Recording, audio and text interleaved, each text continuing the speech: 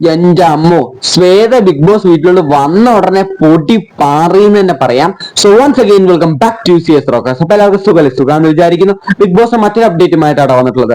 അതായത് ലൈവിൽ കാണുമ്പോൾ നമുക്ക് കാര്യം മനസ്സിലാവുന്നുണ്ട്. അതായത് ശ്വേത വരുമ്പോ തന്നെ അനൗൺസ് ചെയ്യുന്നത് ഇങ്ങനെയാണ്: ബോസ് രാജ്യത്തെ രാജകുമാരി ബിഗ് ബോസ് വീട്ടിലേക്ക് എഴുന്നള്ളുന്നു എന്ന ഒരു പ്രവചനമായിട്ടാണ് കയറി വരുന്നത്. അങ്ങനെ കയറി വന്ന ആൾ നേരെ ടണലിലോട്ടാണ് പോകുന്നത്. ടണലിൽ ചെന്ന് ഒരു ഡയമണ്ട് ബോക്സ് ഉണ്ട്, ആ വജ്രം ഒളിപ്പിക്കണം അല്ലെങ്കിൽ അങ്ങനെ വെക്കാം. അത് ആരും അടിച്ചു മാറ്റരുതെന്ന് പ്രത്യേകം പറയുന്നുണ്ട്. അത് അർജുൻ അടിച്ചു മാറ്റാൻ ഒരുപാട് ചാൻസസ് ഞാൻ കാണുന്നുണ്ട് കേട്ടോ.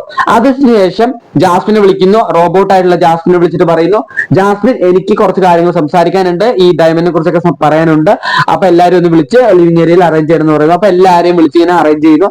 പക്ഷേ പവർ റൂമിലുള്ള റസ്മിന് അതുപോലെ തന്നെ അൻസിബേനെയൊക്കെ വിളിച്ചിട്ട് എന്ത് ചെയ്തിട്ട് അവർ വരുന്നില്ല. അവരെ ഒരുമാതിരി ഷോ ചെയ്യാന്ന് തന്നെ പറയാം. റസ്മിനും ജാസ്മിനും ഇന്നലെ തന്നെ നല്ല രീതിയിൽ ഫൈറ്റ് ഉണ്ടായിരുന്നു. ആ ഫൈറ്റിനെ പ്രമാണിച്ചാന്ന് തോന്നുന്നു നല്ല കളിപ്പിൽ വിളിച്ചിട്ട് വരുന്നില്ല.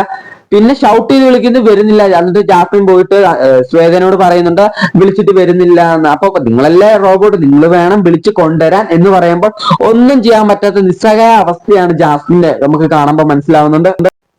എന്നിട്ട് വീണ്ടും പോയി വിളിക്കുമ്പോൾ റസ്മിൻ നല്ല രീതിയിൽ പിന്നെയും ചൂടാവുകയാണ്. പിന്നെ എന്നാ പോയി ഗ്യാസ് ഓഫ് ചെയ്തേക്കാന്ന് പറഞ്ഞ് ഗ്യാസ് ഓഫ് ചെയ്യാൻ പോകുന്നു. റസ്മിൻ കൈ പിടിച്ച് തിരിച്ചിങ്ങനെ പുറകോട്ട് വിടുന്നു, തള്ളി വിടുന്നു. എന്നിട്ട് പറയും, നിന്നോട് ഞാൻ കുറെ ആയി പറയുന്നു, നീ കുറച്ച് ഓവറാണ് എന്നൊക്കെ പറഞ്ഞ് ഷൗട്ട് ചെയ്യുന്നു. അതൊന്നും സഹിക്കാൻ പറ്റാത്ത ജാസ്മിൻ ഒന്നും തിരിച്ചു പറയാണ്ട് കരഞ്ഞുകൊണ്ട് പോകുന്ന രംഗാണ് കാണാൻ സാധിക്കുന്നത്. കിച്ചൺ ഏരിയയിൽ വെച്ചാണ് ഈ ഫൈറ്റ് ഒക്കെ നടന്നിട്ടുള്ളത്. ഇതൊക്കെ വ്യക്തമായിട്ട് ശ്വേത കാണുന്നുണ്ട്. ഇത് കണ്ടിട്ട് പുറത്തോട്ട് ഇറങ്ങി വരുന്ന ശ്വേതനെ നമുക്ക് കാണാൻ സാധിക്കുന്നുണ്ട്. അതിനുശേഷം ശ്വേത വന്നിട്ട് ഇങ്ങനെ ആയിരിക്കും പറഞ്ഞിട്ടുണ്ടാവുന്നതാണ് എന്റെ പ്രഡിക്ഷൻ. അതായത് ഞാനാണ് നിങ്ങളെ വിളിക്കാനായിട്ട് ജാസ്മിനെ പറഞ്ഞു വിട്ടത്, അപ്പൊ ഗസ്റ്റ് ആയിട്ടുള്ള എനിക്ക് എന്താണ് ഒരു മര്യാദ നിങ്ങൾ തരുന്നത്?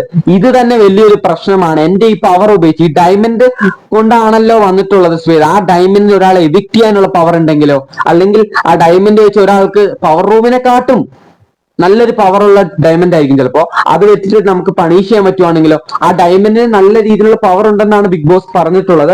അപ്പോ അതിന് എന്തൊക്കെ പവർ, ആ പവർ വന്ന ഉടനെ തന്നെ ശ്വേത ഉപയോഗിക്കുകയോ ഉപയോഗിക്കില്ല എല്ലാം കണ്ടു തന്നെ അറിയാട്ടോ. ഇതുവരെ ശ്വേത ബിഗ് ബോസ് വീട്ടിലോട് കയറിയിട്ടില്ല. കയറിയ ഉടനെ തീപ്പാറും വിഷയങ്ങളാണ് നടക്കാൻ പോകുന്നത്. എനിക്ക് തോന്നുന്നു സമയമായി. ഈ ഒരു 3 മണി 4 മണിയൊക്കെ ആകുമ്പോഴേക്ക് കയറാൻ ഒരുപാട് ചാൻസസ് ഉണ്ട്.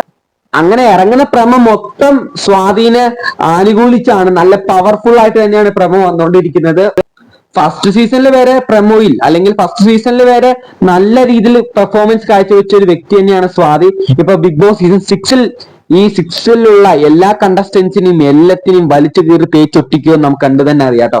അപ്പൊ ഇതുപോലത്തെ കൂടുതൽ ബിഗ് ബോസ് അപ്ഡേറ്റ്സിന് മറക്കാണ്ട് ഈ ചാനൽ ഫോളോ ചെയ്യുക. ബൈ.